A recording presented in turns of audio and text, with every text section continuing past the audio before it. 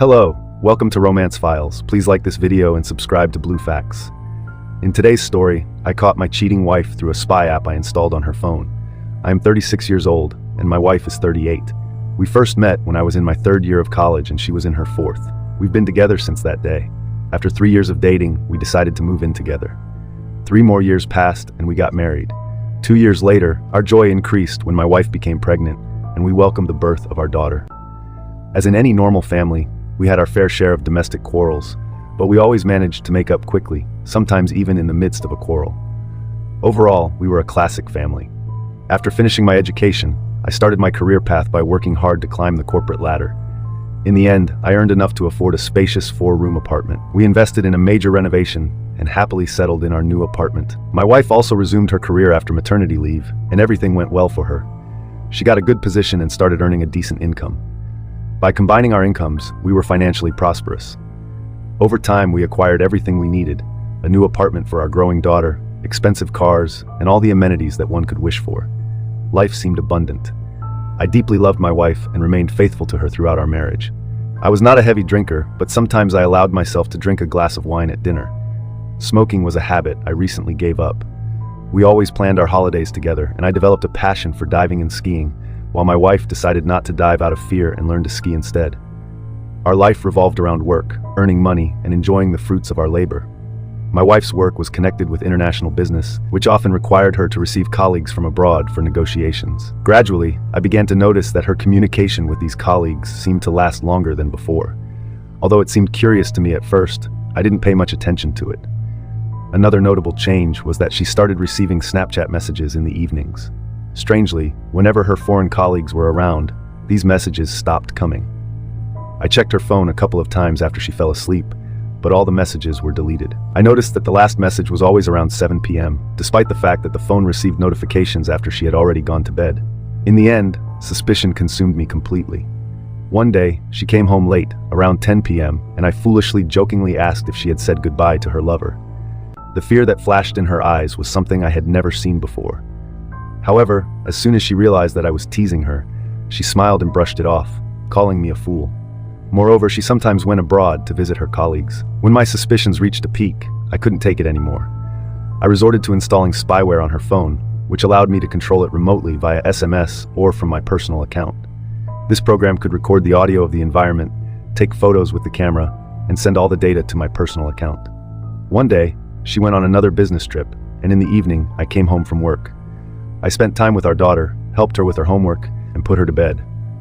By 10 p.m., as soon as she fell asleep, I gained access to the Spyware account and ordered it to record her phone's surrounding sound for 10 minutes. If you enjoyed this video, consider liking my video. After a few minutes, a recording appeared on my account, and after listening to it, I heard my wife's voice in the room with a man. They spoke English, and I understood every word. They discussed the mundane aspects of life and laughed. I realized that they were alone in the room. Suddenly, I heard the clink of glasses in their laughter.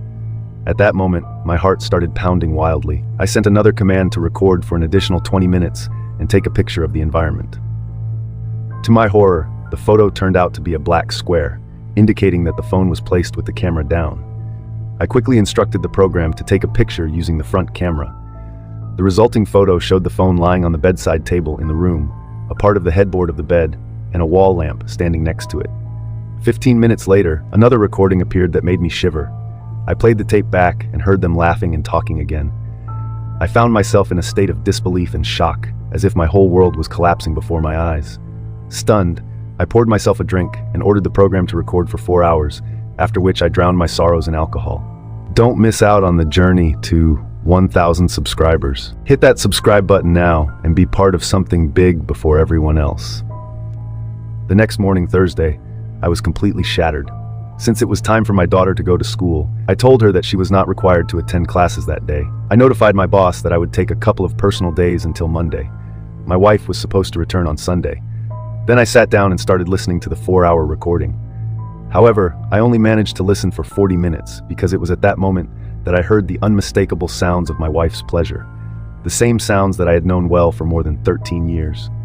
It felt like a knife was stabbed into my heart, causing both emotional and physical pain. Stunned, I rushed to the bathroom and threw up, unable to figure out if it was from a hangover or from the current situation. I stood under an icy shower for 20 minutes, desperately looking for some relief. After that, I took my daughter to visit her grandparents, assuring her that I would explain everything later, and returned home alone. My wife called during lunch and sincerely asked how I was doing. I stood there in silence, unable to say a word, pretending that the connection was bad. I told her that I was unwell and would stay at home for a couple of days, and that I entrusted our daughter to the care of her grandmother. That day was the most painful of my life. I witnessed a personal hell, feeling completely lost and unsure of what to do. My head was filled with incessant buzzing that drowned out my own thoughts. I sat on the couch and cried like a child as waves of anger and apathy overwhelmed me. The more I expressed my emotions, the more they dulled in me. By the end of the day, I was emotionally exhausted. In the evening, I returned to the Spyware account and started issuing commands to the phone. I got the photos. Some were taken from her bag and others from the table. There were recordings of her performances in restaurants with numerous voices, obviously her colleagues. Then, in the course of the evening, I came across something. The phone was again on the bedside table, recording her voice along with someone else's. However, this time there were no intimate sounds. Unable to take it anymore, I called her. After 4 rings, she answered, noticeably out of breath. I asked her about her heavy breathing, to which she replied that the hotel elevator had failed and she had to climb the stairs to her room. I talked to her for a while, trying my best to keep my voice calm and even. I denounced my intention to go to bed, wished her good night, hung up the phone, and quickly sent a command to the spy program, requesting a quick series of pictures with the front camera. That's when she made a mistake. After our call, she put the phone not on the bedside table, but on the bed next to her. Consequently, the front-facing camera started sending slightly tilted but candid photos, images of her sitting astride another person with her head thrown back. This was followed by a recording that captured those unmistakable sounds that any husband would recognize instantly, revealing her actions. That was the last straw for me. I kept these notes and materials, although at that moment she was already a complete stranger to me. From that moment on, I refrained from further investigations until Sunday because everything became painfully clear. I was considering my next steps. Should I seek a divorce? What about our 9-year-old daughter? On Sunday, late at night, she came home eager to kiss me. I recoiled, reminding her that I was sick. I wanted to hit her to unleash my anger. Having retired to the office, I went to sleep on the sofa. The next morning, I got up before her and went to work, unable to be around her anymore. I endured the day mechanically, then approached my boss and asked for an urgent week's vacation. I recorded all the evidence on a flash drive, and then I called my wife, telling her that I was going on a business trip for one day, but asked her not to take our daughter away from her grandmother, as I had a surprise in store for her. That evening, when I got home, I quickly packed my bag. She helped me pack my things, behaving politely and innocently. However, her hypocrisy only inflamed my rage. I grabbed my bag, put the USB stick on the bedside table in the bedroom, and called a taxi to our second apartment, the one that was reserved for our daughter. Once there, I called a friend and offered to go abroad for a few days. He agreed, and we quickly booked tickets for an early morning flight to Munich. It was there that I revealed everything to him. We drank, wandered around the city, and socialized with other women. To be honest, I no longer felt any affection for my wife. I ignored her calls and only sent her a message instructing her to insert the USB stick into my laptop. After about half an hour, my phone continuously lit up with calls and messages, but I refrained from reading any of them for fear of falling into confusion before entering the apartment. When I went inside, the atmosphere was eerily quiet. I silently put down my bag, took off my shoes, and was about to wash my hands when she came out of the bedroom. Oh my God, I've never seen her so disheveled and swollen, with her face covered in tears. She fell to her knees, trying to explain something incoherently between sobs and slime. I kept a stony expression on my face, convincing her not to make a circus. Then, in a calm tone, I asked her what we were going to do next. She begged me to forgive her, again tears and snot. She said that she had played too much, that she did not understand how she had come to this, and she started calling herself scum, etc. But you know, I caught myself thinking that I no longer felt pity or rage for her. She screamed that she loved and had always loved only me. And all this happened only because she got stuffed and realized during all the days that I was gone that she had broken our crystal castle with her own hand. But as they say, revenge is a dish that should be served cold. I said that now we are not husband and wife. Now we are just mom and dad for our daughter, and we will pretend that everything is fine with us. But I will live my life, and you can live yours. You're not the only one for me anymore. You're just my partner in raising a child. Maybe someday I'll change my mind, but now I'm just sick of the thought of intimacy with her. By the way, I told her where I was and what I was doing. She said that she understood everything and was ready to endure as long as it took. Well, no one pulled her tongue. As a result, Now we live in the same apartment, although honestly, I've already bought another one for myself and issued it to my father so that there would be no claims in case of property division. I sleep almost constantly in the office, although sometimes I go to sleep in the bedroom for the sake of my daughter. On the part of my wife, there were a couple of attempts to try to hug me when I laid down in the same bed with her, but I stopped them harshly. We haven't had intimacy for 3 months. She didn't tell her parents anything. Only her father knows. We agreed that once a year, we go on vacation as a family for a week, but now it would be separate beds. I'm constantly hanging out with friends and have new acquaintances. Among them, there are beautiful women. I sometimes think when she'll come up and say that she's had enough and she leaves, or for example, files for divorce and we divide the property, but she doesn't. I constantly catch her looking at me, like the look of a street cat. But I honestly don't give a damn, although I see that she is trying. But I revel in her pain. Recently, I defiantly put a pack of condoms on the desk in the office to look at. Despite her reaction, she came in to say something, saw them on the table, and flew out of the office like a bullet, probably crying. She still goes to work, but she really doesn't stay late. Although honestly, I don't follow her practically. Somehow she came up and tried to explain to me that she had broken off all relations with that man except business. And it seems like at work she will still have to communicate with him by letters or in negotiations. But she swears that she does not even approach him now.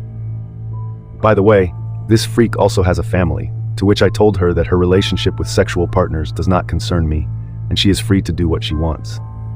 It is not necessary to report on whether she spread her legs today or not.